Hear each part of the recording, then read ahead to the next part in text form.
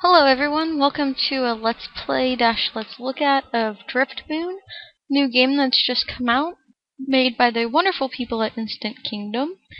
Here are the credits in case you want to see all of that while I talk about this. It's an RPG adventure game. I really enjoy it so far. And let's just go ahead and get started. It's got amazing graphics in my opinion, good handling, just overall it's a very polished, nice game. And it's also got a page on Steam Greenlight right now.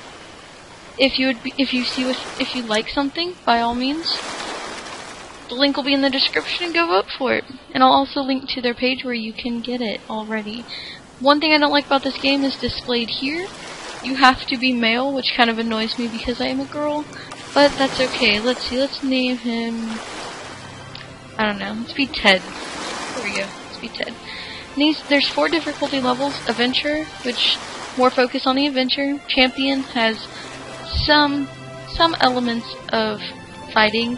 Warlord has more, and then Guardian is a lot more combat, and enemies can regenerate health, stuff like that. I'll play on Champion. The creator said it's a little more balanced between the two, which I kind of like. So I figured we'd go ahead and just go on there. Ted, my son, do you still remember Grandfather Marthin's strange gym? Da-da-da-da-da, stay safe, your father Winston. So we need to go talk to our father. And this is Rince. I have played about an hour into this game or so, just about kind of testing it out. I'm not going to read all of the text. I'll gloss over the storyline for you, but I don't want to ruin all of the funny, quirky things about this game for you. Like just certain things they say or just the detail. So you can see the yellow here is actually direction, and then the white is them talking, and you can have some options, which is nice. How are things? He says they're fine. Well, not so fine actually. Scratches his head, kind of alluding.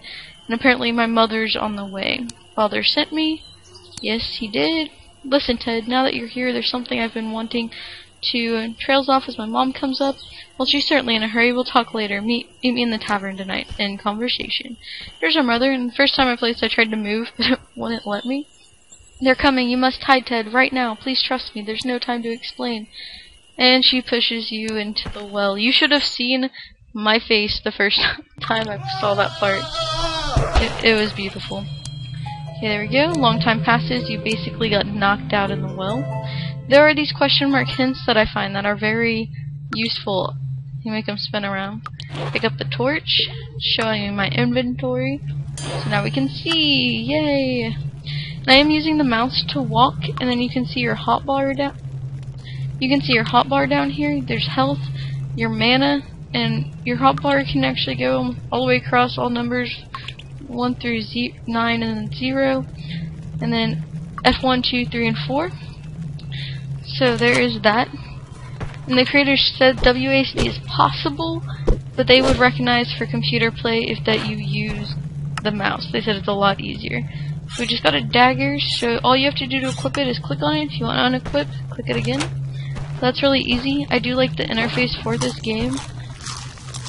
And I'm kind of one of those people where in games like this, I like hoard animals, or not animals, objects more than is really ever necessary.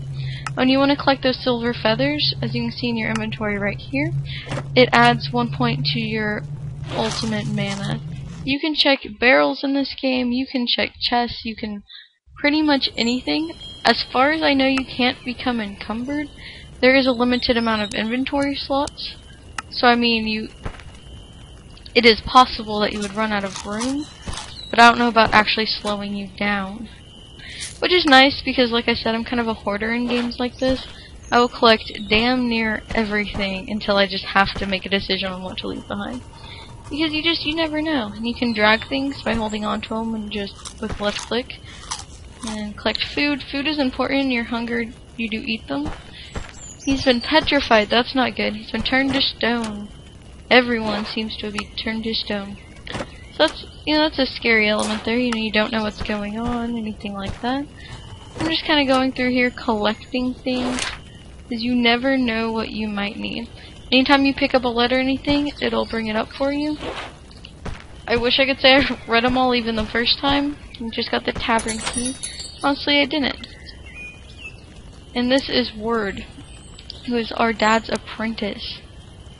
Why did they kidnap my father? He doesn't know. Let's see. Supposed to meet father at the end, so we're gonna go check out his shop. Some food. These boxes, by the way, it's always worth moving, because just like there's coins under there. You never know. Random barrels in a room, there might be something. Other times, there might not be. It's usually worth a check. I only know to examine this fish because I just did it for no reason the first time. And it actually had a diamond in it, which you need fairly soon. So there's that. Open this door. I think I'm gonna make these episodes anywhere between probably about 15 minutes long. I'm gonna try to keep it pretty short and sweet, but it just kind of depends on what's going on.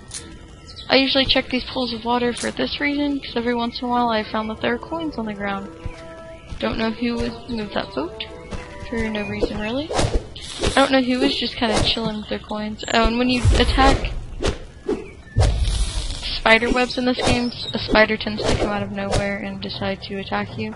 And you're actually stuck in it, so you don't need to slow you down, I'm stuck in it. So I do have to destroy it. That's okay, because that gets you XP.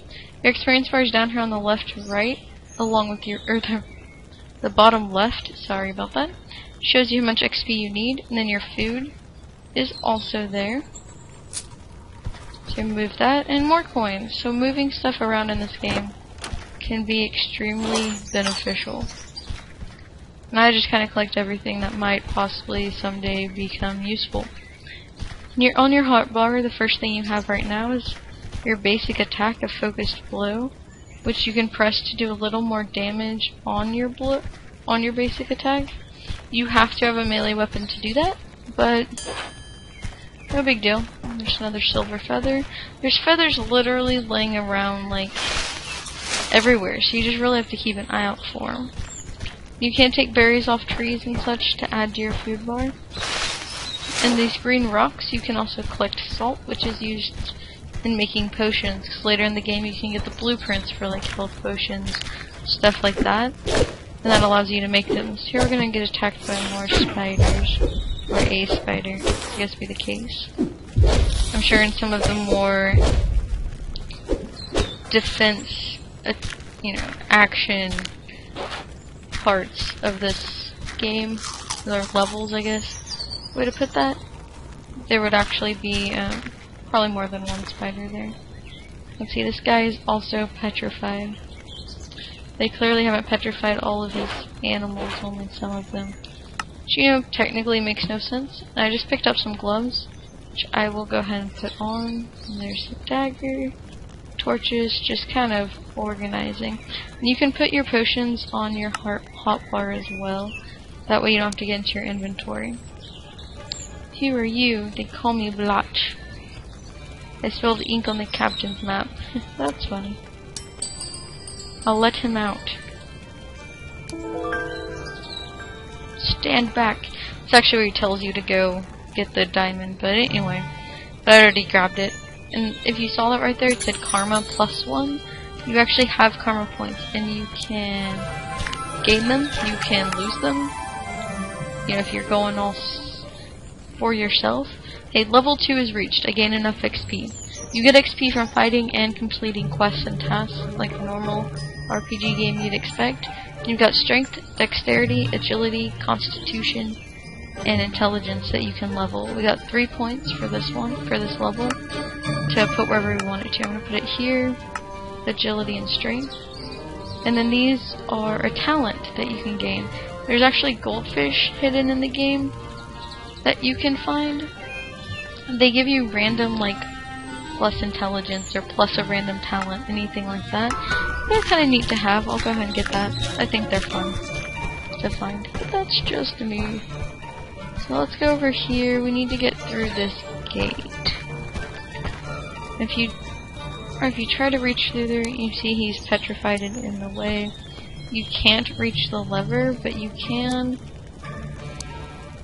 ask him to go in there, which is useful. I mean, he's too short to reach the lever, but he will cut the wire for you. I mean, honestly, I'm not sure why if I could drag other big things I couldn't just drag the door, but you know, whatever. So let's go in here. Just click on doors, it's reloading. These loading screens aren't too bad. Quite a bit slower than I would like them to be. What can you do, really? So I'll be right back when it's done loading. And there we go. It says you can adjust the camera angle with page up and page down. I personally think is a little weird, but whatever. So you can see more that way. Be a little lower, that's as low as you can go. So, there you go. Little interesting thing to know, I suppose. Some wolves, they just get mad at you if you try to go over there, so I'm gonna ignore them. Let's go in here, see what's up. And you can light candles and torches on the way if you want. It's just a book. Picked it up for really no reason. Same with that one. There's little things that you need to know and things you read, like, I'm sure in the mayor's private journal, if you find this book, please return it to Mayor Biscuit at City Hall. Or reward you 2 gold pieces if you do, and don't read any further. The password is Mr. Scrub. So it's actually telling you a password that you need to get something out of their house. I'm just checking these chairs, because every once in a while when you move one, there'll actually be a feather underneath it, which is pretty cool. That helps you out, because you only start with 43 mana, so that's not a lot.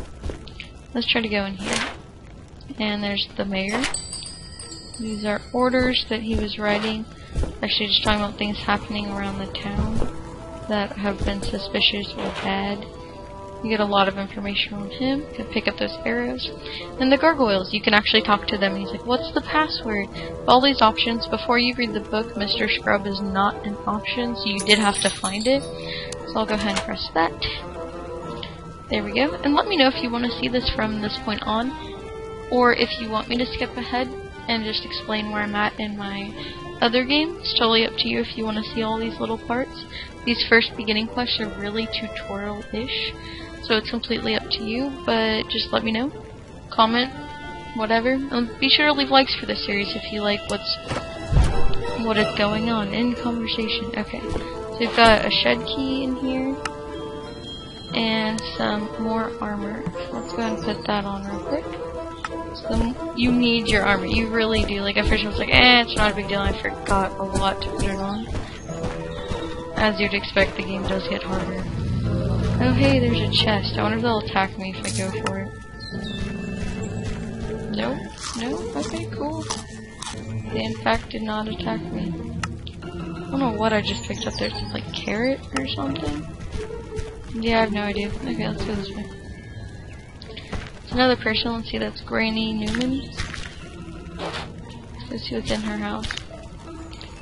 And actually, one of the more amazing things about this game is that if you are truly stealing, like people petrified I guess don't count, but if you're stealing from someone who's like right there, or like a snatcher, there's a creature in this game, and you're just kind of hanging out, it poses a problem. So I need one more butterfly. But it poses a problem because you actually will get in trouble, and you get the option. Do you want to steal it? Do you not want to steal it? There's a lot of moral dilemma in this game as far as that goes. Like if you find gold but know who it belongs to, it will give you the option. Like, do you want to steal it, or would you rather give it back to them? You can choose to keep it, although that sometimes will result in your karma going down and not being so good. It's up to you, which actually one of the skills later on in the game, or the talents, I guess would be the better way to put it. One of the talents actually gives you strength, and I think something else dependent on how much karma you have. So it's kind of a little motivator to do the right thing, I suppose. This is Hannah Newman, who's actually a ghost.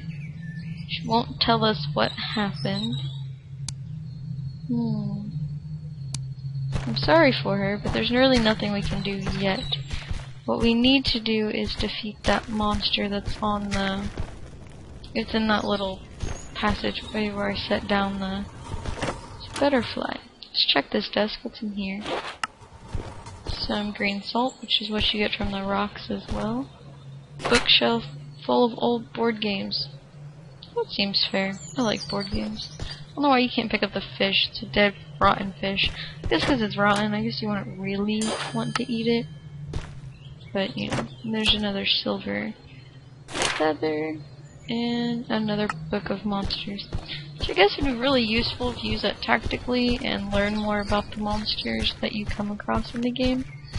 I've personally, in my other game, never read a bit of it and just kind of went with the flow.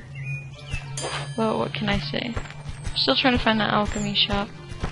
Because it could be up here. I think this is it. Gargoyle! Oh, and if you saw that autosave just pop up, this game does save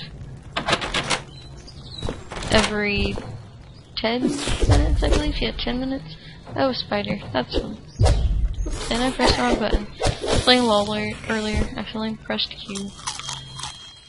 The hardest part about switching. That dead fish is hanging around for some reason. Her dad was an alchemist, so I guess it makes sense. See, I got experience for figuring out the torch, not that it was really unobvious. Of course there is, you know my father, don't you? Pretty much me saying, bitch please, of course he left me a message, he knows what he's doing. Open new area, Elder's Tomb, and it always takes you out to the world map when that happens. Lab equipment, then really, oil burner you can light too. These are just kind of telling you that you can continue exploring Northrop, which is your hometown. If you'd like, when you're ready to leave, you can access the world map through the mini-map.